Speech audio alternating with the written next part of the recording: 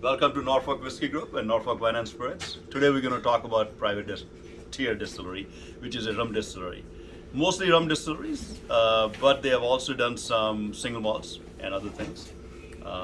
Over the years, we have really liked what they do, and we have 6 expressions from the distillery now.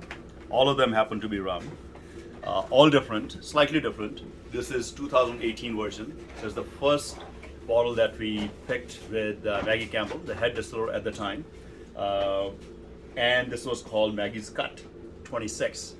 It's 26 because that's the number of points it garnered based on the feedback from all these folks.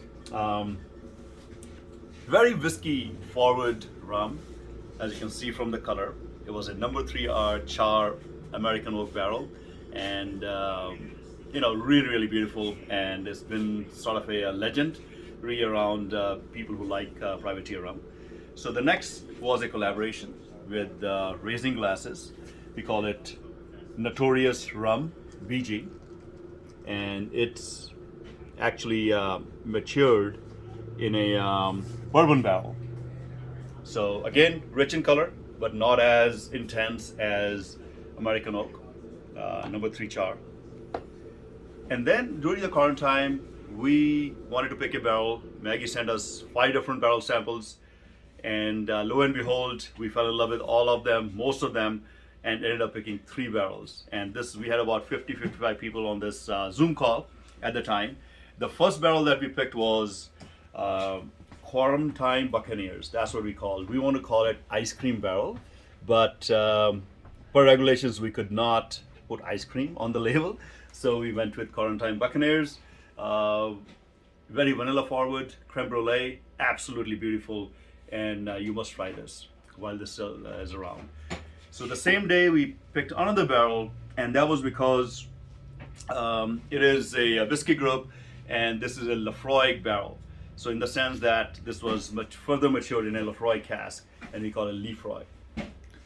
And the third barrel was kind of interesting. Even though they liked it, the DNA was very similar to the Quarantine Buccaneer. That means the number 3 char American oak barrels. But then they had just received some Armani cask, fresh Armani cask. So we decided to put that in an Armani cask, and we wanted it to get more influence from Armagnac. So we let it mature for a little bit. After 3 months, Maggie picked the samples. She said it's maturing nicely. We went back and forth, and I felt that a little bit more tannins was needed for more structure. And then we said, yeah, she agreed, and then we let it mature further, and it came to spring. It seems like it was still not ready, and we let it mature further, and then it was finally brought as a sample in the fall of 2021. It was tasting really beautifully, and then we had a back and forth with Privateer because we felt that it was absolutely perfect, and they felt that if we let it mature for one more cycle, because they harvest twice a year, it'll be a 5-year-old whiskey, one of the older whiskeys from Privateer, and it will be more appealing to many people. But we felt that it was so nice that we said, you know what, we want to bottle it right away. And again, more back and forth happened, and we said, let's do one thing. Let's bottle half the barrel in the fall of 2021, and we'll let the other half mature further, and then we'll see how it's maturing. And now this is a half a barrel, and they have never done it before, and that's exactly what happened. So we call this Revolution 73, and the other one was Revolution batch number 2.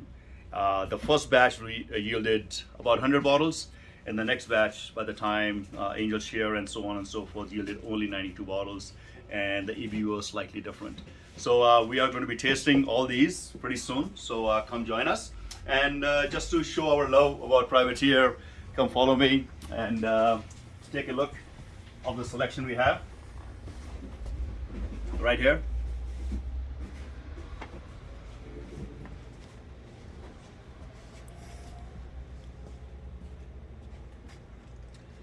So if you like Privateer, we love it. You'll be remiss in not visiting us. Cheers. See you soon.